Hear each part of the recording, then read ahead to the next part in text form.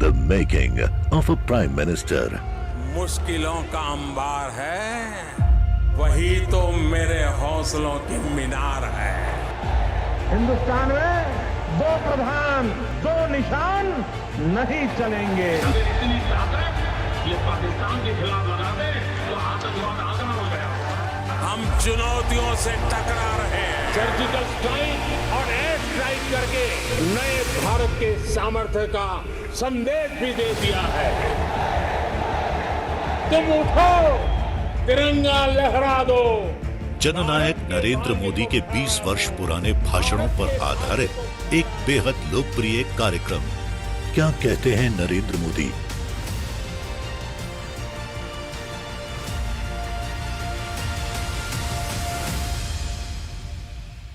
नमस्कार, मैं हूं आपके साथ पूजा यादव। हमारे खास प्रोग्राम क्या कहते हैं नरेंद्र मोदी में आज आपको सुनवाएंगे पीएम मोदी का वो ऐतिहासिक भाषण जो उन्होंने 6 अप्रैल 2017 को झारखंड के साहिबगंज में दिया। अपने भाषण में पीएम मोदी ने कहा कि भ्रष्टाचार ने देश को तबाह कर दिया। भ्रष्टाचार को दीमक की तरह एक जगह पर बंद करो तो दूसरी जगह पर निकल आता है, लेकिन आप सबके आशीर्वाद से भ्रष्टाचार के खिलाफ मेरी लड़ाई जारी रहेगी और जिन्होंने गरीब को लूटा है उन्हें गरीबों को लौटाना ही पड़ेगा। तब तक मैं चैन से नहीं बैठने वाला हूं। मैं आज मेरे सामने यहां नौजवान देख रहा हूं, उनके सर पर टोपी है, टोपी पे फीले फूल लगे हुए हैं, बड़े शानदार दिख रहे हैं। ये हमारे आदिम जाति के बच्चे हैं, ये पहाड़िया समाज के बच्चे हैं।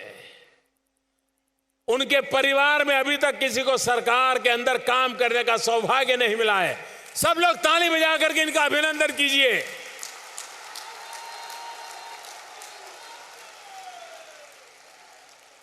मैं रघुवर दास जी के नए इनिशिएटिव के लिए और इनके मौलिक चिंतन के लिए बधाई देता हूं कि उन्होंने इन पहाड़िया बच्चों को सिलेक्ट किया, सरकारी नियमों में बदलाव किया। उनकी ऊंचाई कम थी तो उसको भी कॉम्प्रोमाइज किया, उनकी पढ़ाई कम थी उसमें भी कॉम्प्रोमाइज किया और उनको ट्रेनिंग दे करके आपकी सुरक्षा के काम में लगाया। वो एक प्रकार से सरकार बन गए हैं। भाइयों बहनों, हिंदुस्तान के आखिरी छोर पर बैठे हुए जो लोगों की गिनती होती है, इसमें ये मेरे पहाड़िया बेटे हैं, ये पहाड़िया बेटियां हैं।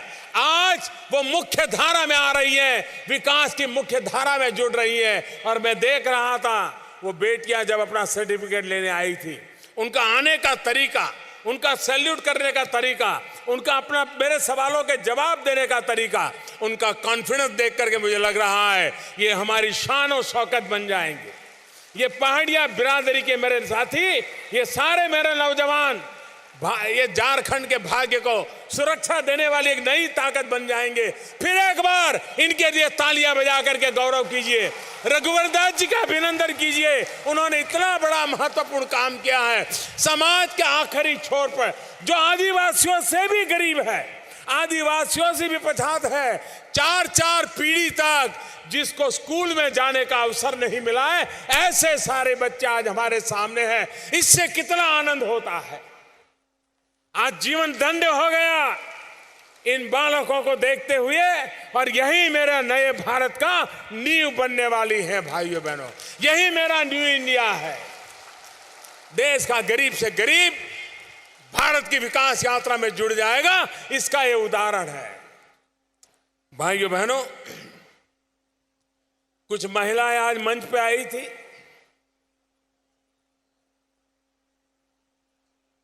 आपको दूर से दिखता था नहीं दिखता था मुझे मालूम नहीं।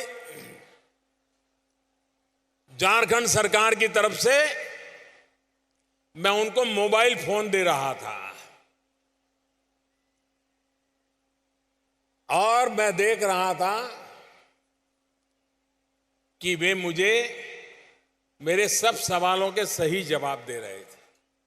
उनको मालूम था ऐप क्या होती है, भीम ऐप क्या है, ऐप कैसे डाउनलोड होती है, इसके आर्थिक कारोबार इस मोबाइल फोन से कैसे हो, सब मालूम था उनको।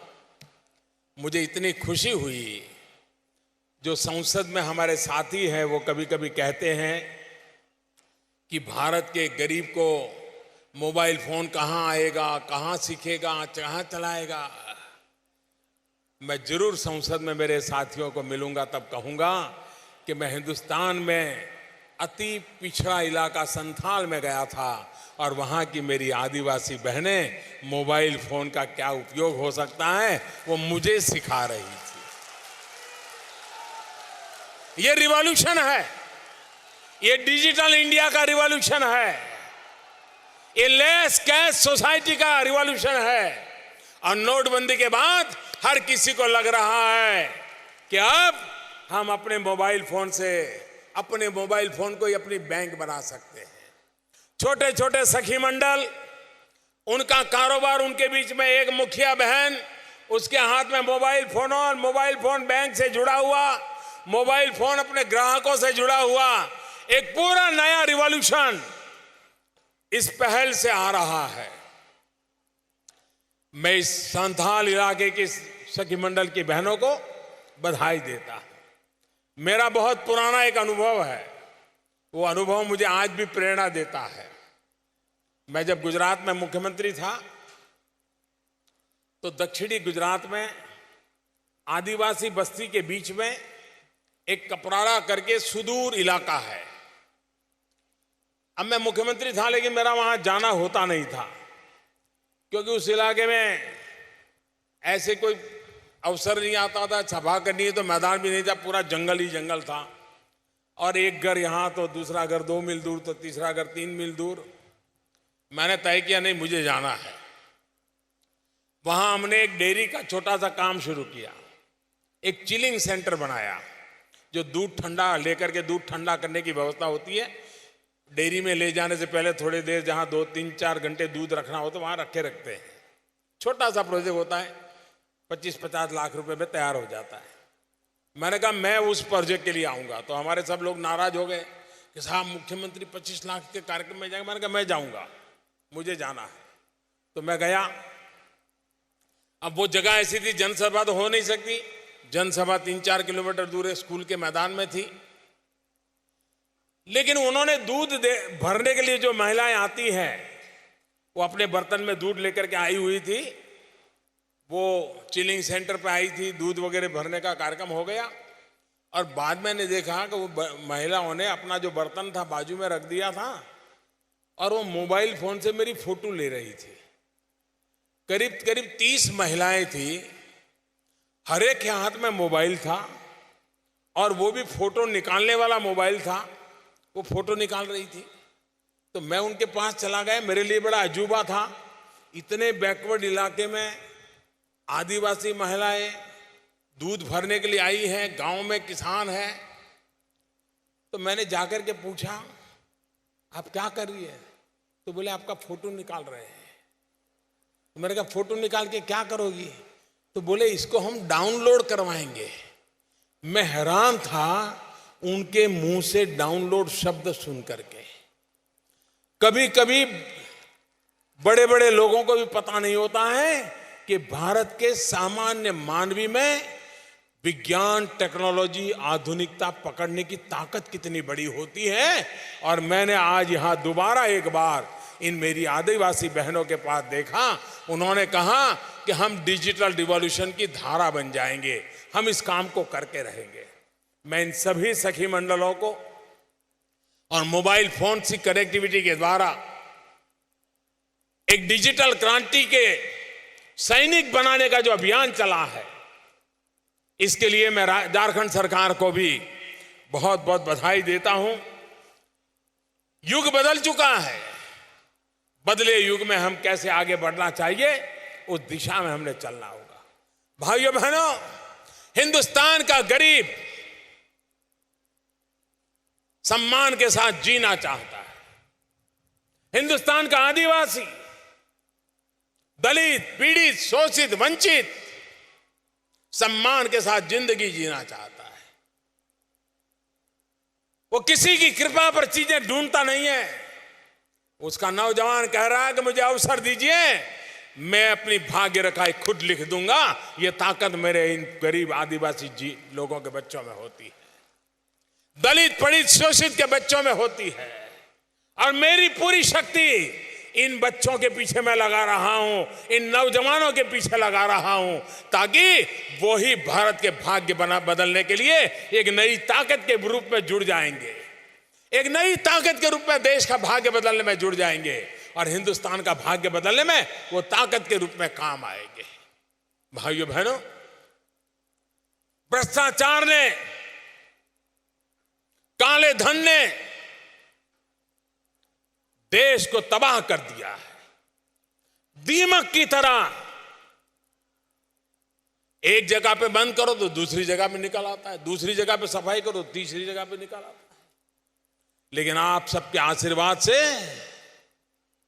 भ्रष्टाचार और काले धन के खिलाफ लड़ाई जारी रहेगी। भाइयों बहनों, जिन्होंने गरीबों को लूटा है उन्हें गरीबों को लौटाना ही पड़ेगा, तब तक मैं चैन से बैठने वाला नहीं हूं।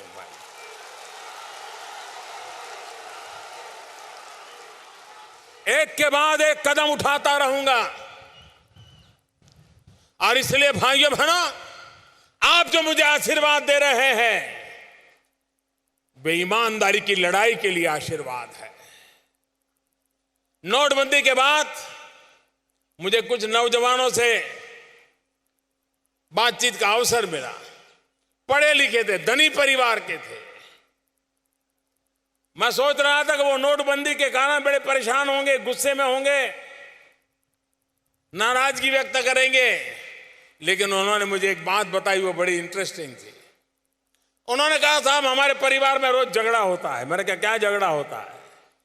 बोले, हमारे पिताजी को हम कहते हैं, पिताजी आपके जमाने में जो सरकार थी, नियम थे, टैक्सी जितने ज्यादा था, आपको चोरी करनी पड़ी होगी, की होगी, लेकिन अब देश में ईमानदारी का युग आया है और हम जो पीढ़ी के लोग हैं बेईमानी का कारोबार करना नहीं चाहते, हम ईमानदारी से जीना चाहते हैं और ईमानदारी से आगे बढ़ना चाहते हैं। मेरे देश की युवा पीढ़ी में ईमानदारी का युग शुरू हुआ है, ईमानदारी से जीने की इच्छा पैदा हुई है। यही मेरे लिए शुभ संकेत है भाइयों, देश के लिए शुभ संकेत है। अगर देश का युवा एक बार मन बना ले कि मेरे पूर्वजों ने, मेरे माता पिता को, मेरे पिछले वालों ने जो करना पड़ा, अब हमें नहीं करना है। भाइयों बहनों, बिना चोरी किए, बिना लूट किए भी सुख चैन की जिंदगी जी सकते हैं, संतोष की नींद ले सकते हैं। और इसलिए हमने एक ईमानदारी के युग की ओर देश को ले जाना है। 2022 भारत की आजादी के 75 साल होने वाले हैं। भाइयों बहनों, ये आजादी के 75 साल ये सिर्फ दीवार पर टंगे हुए कैलेंडर का विषय नहीं हो सकता है। ये आजादी के 75 साल कैलेंडर के एक बाद एक डेट बदल जाए और 2022 आ जाए, वो यात्रा नहीं है।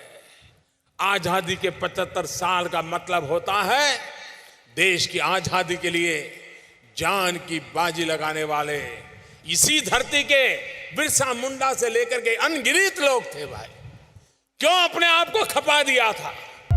The making of a prime minister. मुश्किलों का अंबार है, वही तो मेरे हौसलों की मीनार है।